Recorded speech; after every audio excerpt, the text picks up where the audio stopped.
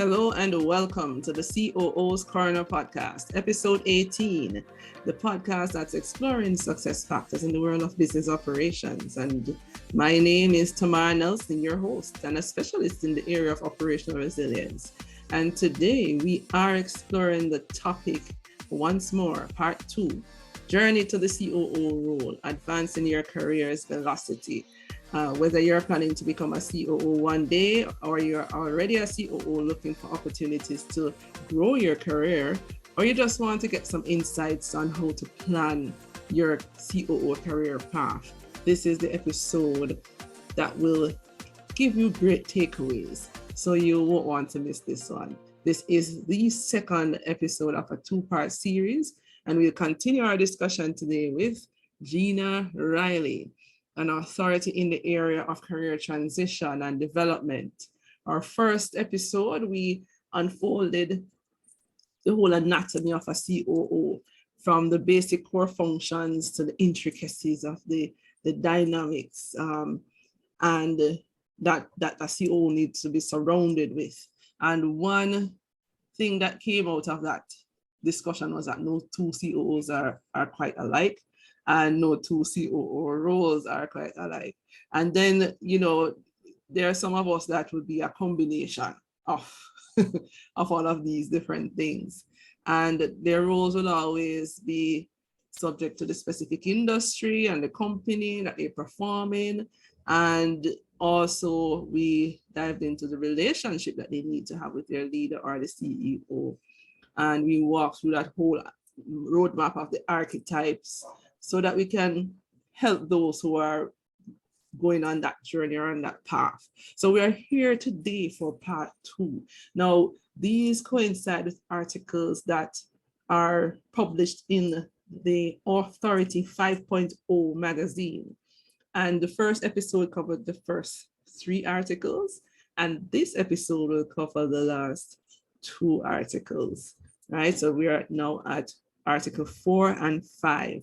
Now, Gina is the person to talk to on this topic, and she will give us more of a taste of how she coaches and helps persons who are trying to figure out where they best fit inside an organization and help them to take them to the next level. So Gina, welcome, and thank you for coming back. No, it's so funny because we started this discussion from about December or January, right? And now we're at this for a while. Yes, we are now in July. So it's beautiful to see how this has been unfolding and coming together, and the value that this has been adding already to persons. And in this, episode, we hope to share more with your listeners, and cover the last 2 episodes. So tell me, Gina, we are at article 4, right? Mm-hmm. And identifying COO skills gap. What are some of the things that, a COO going into an interview, what can they do to help themselves to get them to that next level? Right.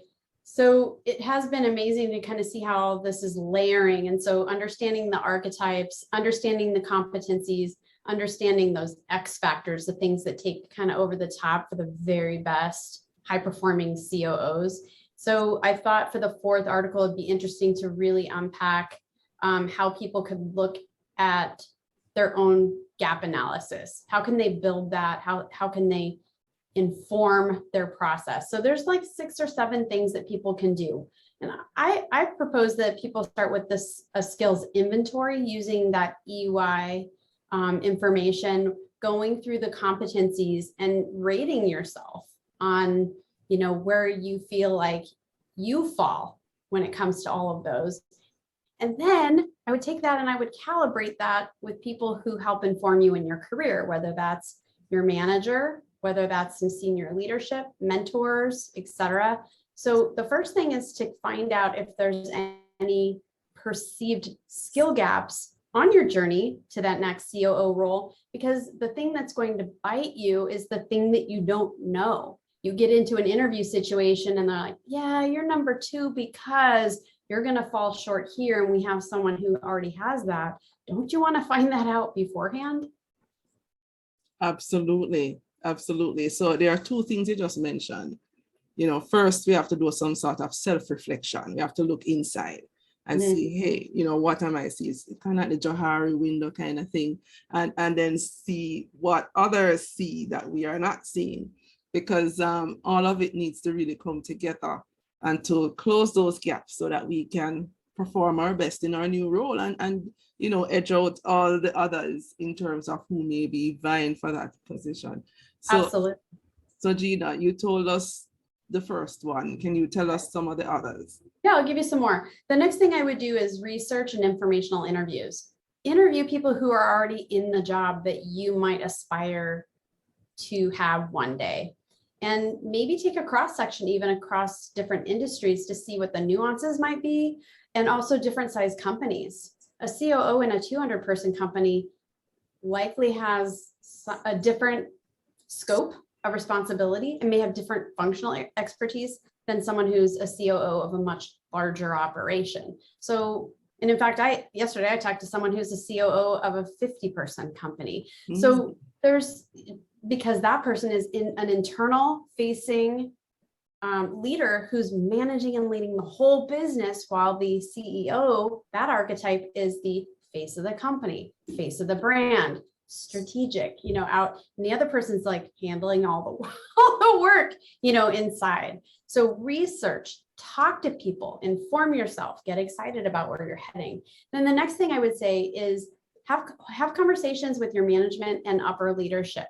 So if you're a layer or two below that COO role, there's people who advise that leadership team, the board of directors. Now, it may not be appropriate to reach out and talk to your own board of directors, but maybe you could talk to even boards of directors, for other organizations. Find out, what are the best COOs doing? What they see is important. I would say another one is you can invest in development, professional development, business coaches, or career coaches, people who are used to advising and working with business leaders on some aspect of their skill development.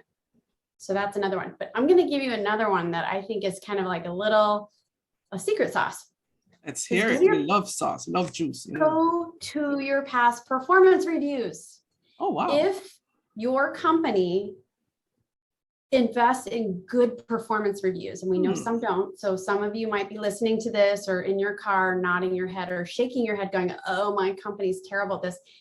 But a lot of companies do put a lot of thought, and the management has to put a lot of thought in where you shine, where you excel, because that's how you get your promotions and raises, right? And your areas for development, those are where the perceived skill gaps are. And if they are functional types of hard skills, how can you fill that gap? And if they're leadership and behavioral, how can you fill that gap? Right. Those are excellent points, especially with the performance appraisal. But you're right, it depends on how it has been conducted in the organization. So, Gina, would these tips that you have provided assist someone who, say, for example, has never been a COO and they're applying for a COO role, and they wouldn't necessarily have all of the boxes checked? Would these things apply to them and can help them to make that step? Yes. So that's where we talk about ways to fill these gaps, right?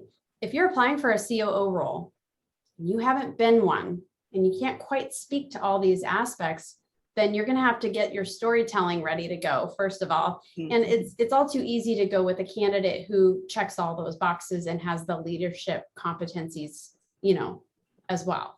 But one way to fill the gap is to talk with your management team about rotational assignments, for example. So some of our best leaders have had stints in, let's say, marketing and sales, or at a call center. Think of all that, maybe it's finance, I don't know.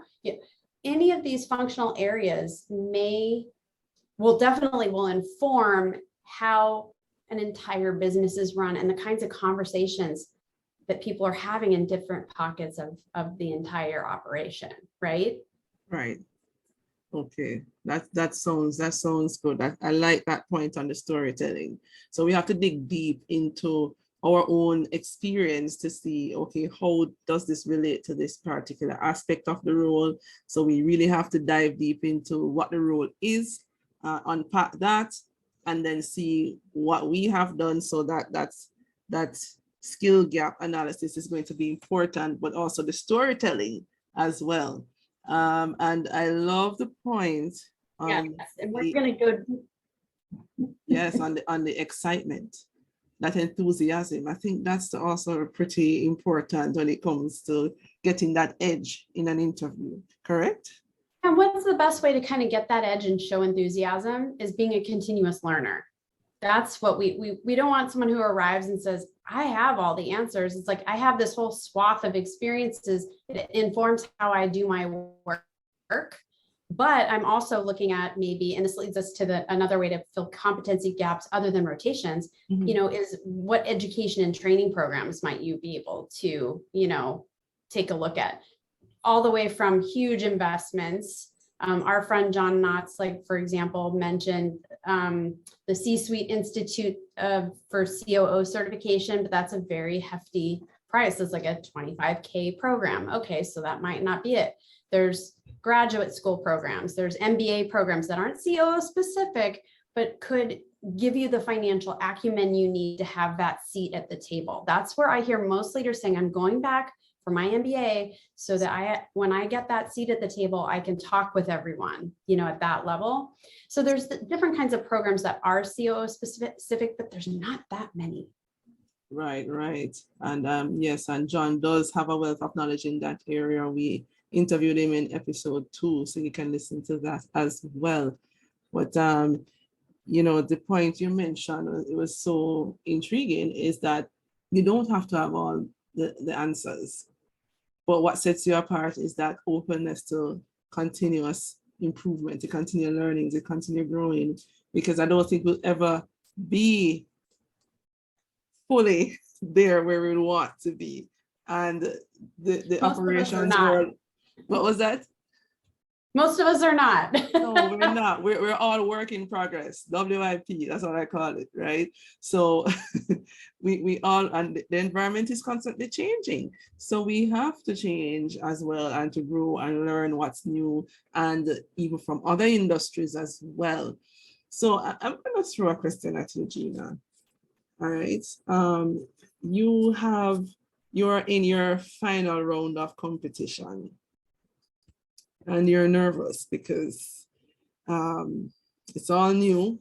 So you're not, you're just going into the COO role, for example, and you're vying against 6 other very excellent candidates.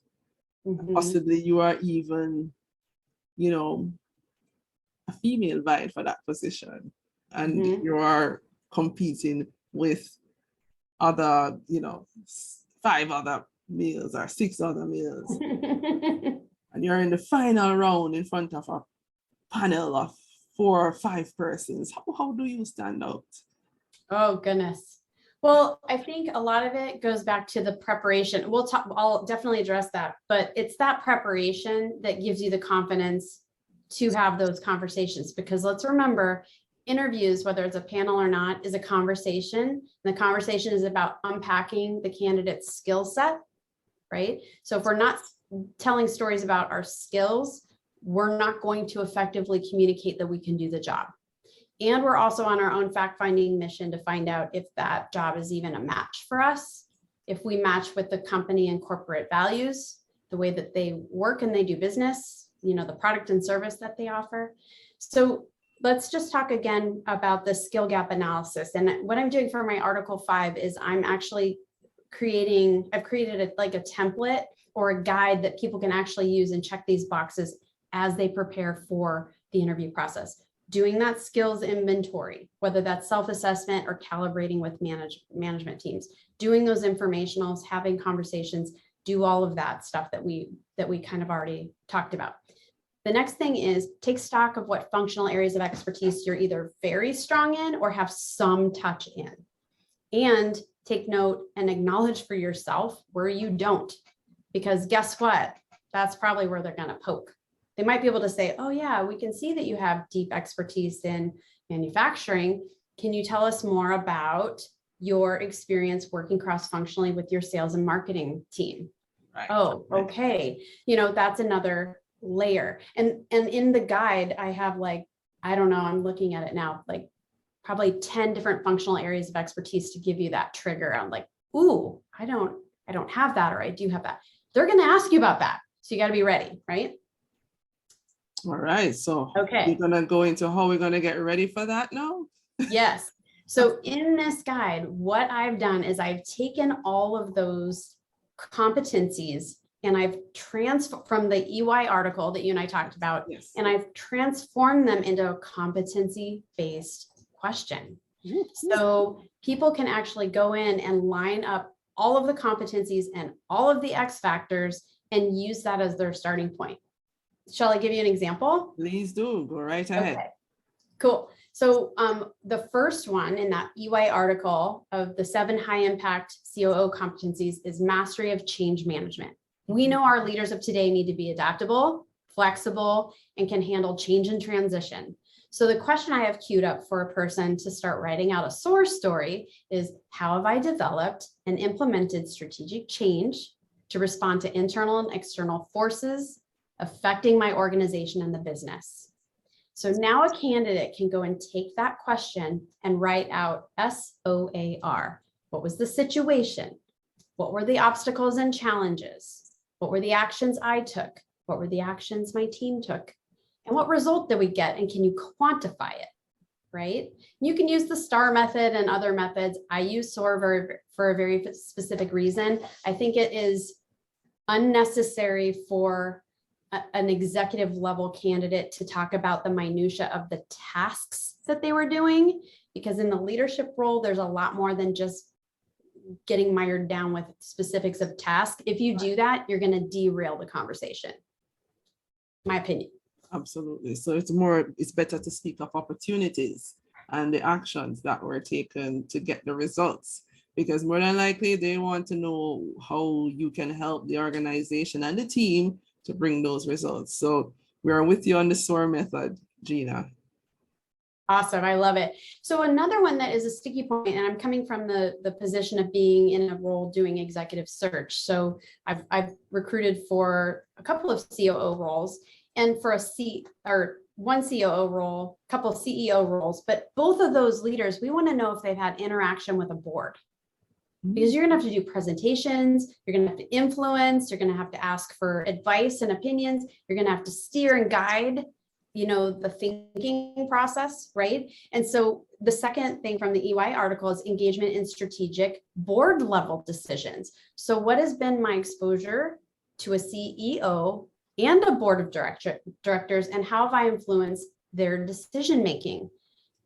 So if you've presented in front of a board before, but you're not really guiding or leading or influencing, you're there to kind of just flip the slides, that is very different than taking more of a moderator participant approach, where you're one of the team guiding a decision for an entire organization.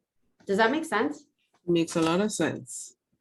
Makes a lot of sense. Now, I'm working with a leader right now, not a COO, but what he does specifically is each time he presents to his senior leadership team, he takes his number 2 with them and has them, go and do some of those presentations. That's on your way to getting to that senior level role. The more and more you have those opportunities and your leadership allows you to have that exposure, that's how you're going to be able to talk about this. And if you have a management team that blocks that might be a really difficult challenge then down the road in an interview to talk about you've had the experience when you can't get it. That's a very good point, because there are persons who are listening who may fall into that category, Gina, where they don't have that opportunity. There isn't that succession planning happening, that there isn't that coaching, that up-leveling within the organization. And, I wrote down a few points for persons that this is where, some of what you have mentioned before in terms of looking at your skills gap and also in having those experiences that will help you in your career further down is one, having your own personal board of directors where you have persons that you can feed off and throw these questions at to say, hey, what are some of the gaps that you notice within me? And having those conversations and working on them, not just when you're about to interview for a position, but to do this over, intermittently over time to ensure that we are looking at the things as we evolve and grow. And two, that, when you spoke about having that interaction with the CEO and the board of directors, even if you're not getting it within your organization, then it may mean you need to volunteer. And I know this is something you have spoken about before now, not on this podcast, but I've seen some of your work that, volunteering may give you that experience that will help in a future role down the road. Oh, yeah. Oh, yeah. You're reminding me of an article I wrote featuring Angela Shaw. She's the Chief People Officer for Juiceland out of Texas. And what I love about her story is the whole arc of the story is about volunteer leadership and how she took a leadership role in her local, or her statewide SHRM organization, and became known, liked, and trusted for her leadership approach and her content expertise. So spent many, many years volunteering her time, not getting paid for that. And, over time has earned bigger and better roles, and also been invited to now be a speaker and, paid speaker to, for her expertise. So it takes time, but you have to cultivate it. You have to cultivate your thought leadership. You have to cultivate your functional areas of expertise, all of it. All of it. So everything contributes to the whole. And hey, it might even get you opportunities outside of a COO role, right? Paid speaking. Now that sounds like fun. Exactly. So is there anything else as it relates to preparation that you'd want persons to be ready for? Yeah, absolutely. So what I find interesting about the EY article is you've got, 7 or so of the competencies, but they also give us about 6 X factors, which is like that next level. And when I look at that list, a lot of it is behavioral and leadership approaches versus a hard functional skill. And I'm going to give you an example or two. One is leadership skills being an effective influencer and motivator. So I'm going to share with you the question I have teed up in my guide. Am I able to persuade, inspire, and motivate people? What are the indicators? Can I explain how I do this and what the results have been? And how have I developed my leadership skills over time? So there's a lot there to unpack. And remembering, you need to come up with, can I do this? And then you need stories that prove it. You can't just say, this is what I would do. You need to come up, write out your ideas with this question prompt and then come up with proof in your stories. And then another one that I find could be very fascinating to come up with your stories is courage, stepping up to the challenge. So the question prompt is, have I volunteered for tough challenges nobody else wanted? Was it outside of my comfort zone? And what were the results? A lot of executive presence, like that, we've talked about that before too, is being able to stand up and take a stand, take hard assignments, and having the strength of character to get through it, even if in times of failure. And so some of our best leaders can tell you with humility that they tried something that failed miserably. And then they learned what, and then applied that in the next, job. Wow. That's just 2 of the 6 X factors. Ooh. So, hello, we need to read that article, right? I think it's pretty good. I think what I need to do is put all 5 together and make an ebook, because it's going to be a great guide. I think it will be fabulous. And I know that, you know, a lot of persons will get a lot of value from that information, because this is exactly the kind of things that will help one to prepare. And, you know, there are 3 things that are coming out that will be that success factor, you know, going into an interview for a COO role. Preparation. That's what I'm hearing from you. So you have to dig deep, and not just to come up with, you know, what you would do, but come up with proof.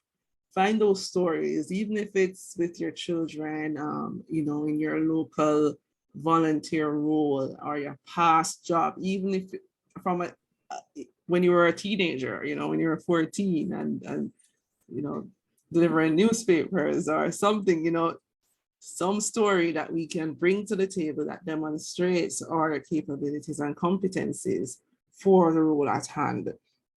So, you know, this is definitely a wealth of value you're giving us here. And I really love the point on courage, right? So we have to, you know, we shouldn't go into this interview then Gina saying, hey, you know, I've done this, I've done that, I'm just amazing, phenomenal.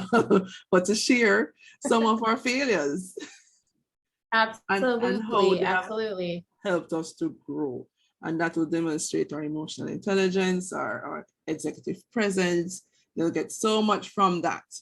So there we have some great tips from you, dear Gina. I have the tiniest little trick to help people come up with those times of struggle, challenge, and air quotes, failure.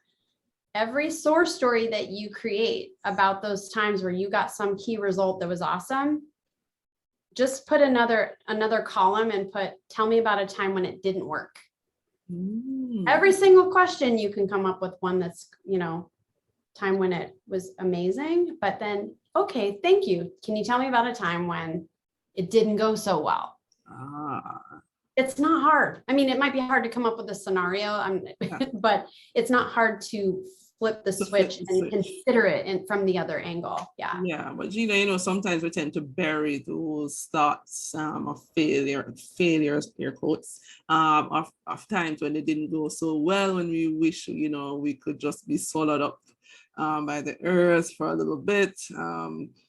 You know, so we tend to put that in file 13, and, you know, to bring that up, you know, it's a lot of stress and pressure sometimes, you know, because it's like, oh my God, I don't want to remember that. That was painful. Painful. I'll tell you though, the leaders that I know and that I work with who have had times of painful failure, when I'm working with them, I see that humility, I see the pain, and I see the learning. So what I would say is, if you can get to the place where you can humbly talk about it, but you're not completely just, you know, opening up wounds, you got to find the balance. But to show that you can acknowledge mistakes is part of everything that we're talking about here. Because if you're the smartest person in the room, you're probably not the smartest person in the room. So Gina, where does the fun factor come in all of this? Can we really conduct this exercise, have these interviews, and yes, have fun doing it? Yes, I think people might be listening going, oh gosh, interview prep sounds really, really hard. Interview prep and coming up with your stories is work. Once you build your stories, now you have a repository. So you do that front end work and you do it bit by bit. You build up your stories for a whole career's worth. You know, you can take that with you for the next couple of moves, right? But let's talk about the fun. And I'm going to talk about how to apply that to filling your competency gaps.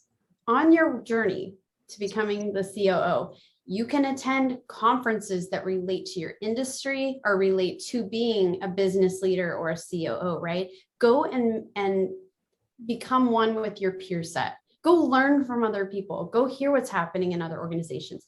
Connect with the speakers that talk at those conferences. You know, really go in and learn. I think going to conferences is fun and learning is fun. And if you're a continuous learner, that one's for you.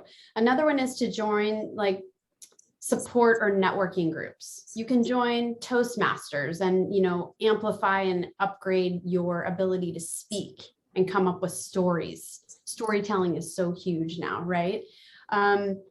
You can also listen to podcasts, read books, read articles, subscribe to cutting edge leadership approaches, subscribe to the HBR and Forbes and, what have you.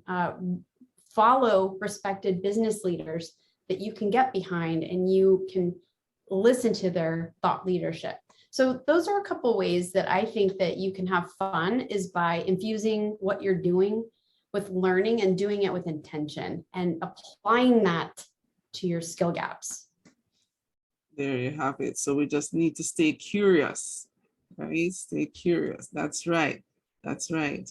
And in terms of, when we speak about fun, should we see a particular, advert, for example, for a COO role and say, oh, no, I'm not going to apply for that. Oh, I could never, that's like way out of my league.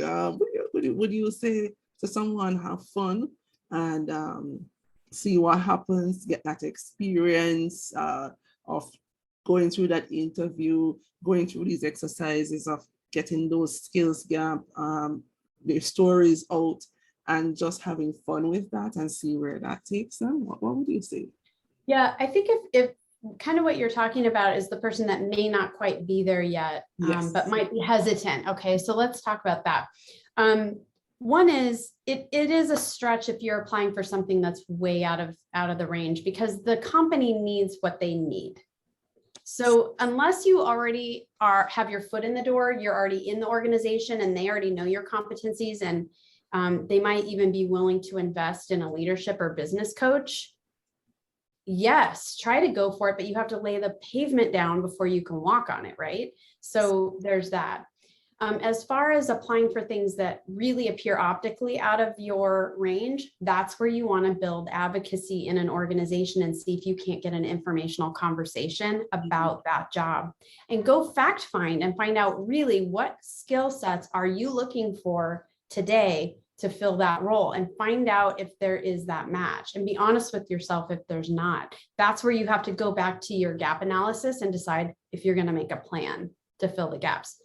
Because that's work. You got to do it. If that's your goal, you gotta fill the gaps. Right. So good. So good. Thank you for that. Those insights, Gina. I don't want to take everything out of the articles, as I want persons to go and read them. Okay. The Authority Well, magazine. there's a lot more. We covered like about maybe 10 or 20%. So look at that. And the time is rolling. So, I think Gina, I think you have really shared quite a bit so far, and we have just scratched the surface. And I said, to you that this is something that we could have a part 3, 4, and 5 on. So don't be surprised if I have to call you back and say, Gina, I think there is something that we need to dive deeper into. You've got my number. You've got my number, Tamar. Yes. Let's create a 6th article for the Authority magazine, and let's cover this area. No, but is there any question that I should have asked that I didn't, that you'd like to share? No, I think we covered a lot. I hope that your, listeners feel like they can go and access this as a guide. The series is going to be on LinkedIn for now in my past posts, but I'm getting geared up to like put it all together into one. Awesome. A one-stop resource, because it really came together nicely. It really did. I'm so happy how everything has come together. And you're quoted in the 5th one. All right, there you have it. There you have it. COO's Corner. So to just to leave a thought with the audience, if there was one question that they should be prepared to answer in an interview, what would that be for a COO? Oh, for a COO? I don't know if there's one magic question. That's really hard, Tamar. So I'm one magic one, but just give us. I'm going to dial it back, and I'm going to emphasize every candidate for any role, especially a leadership role, should be ready to answer the question, Tell me about yourself in only 3 to 5 minutes. And I am not talking about a branding statement.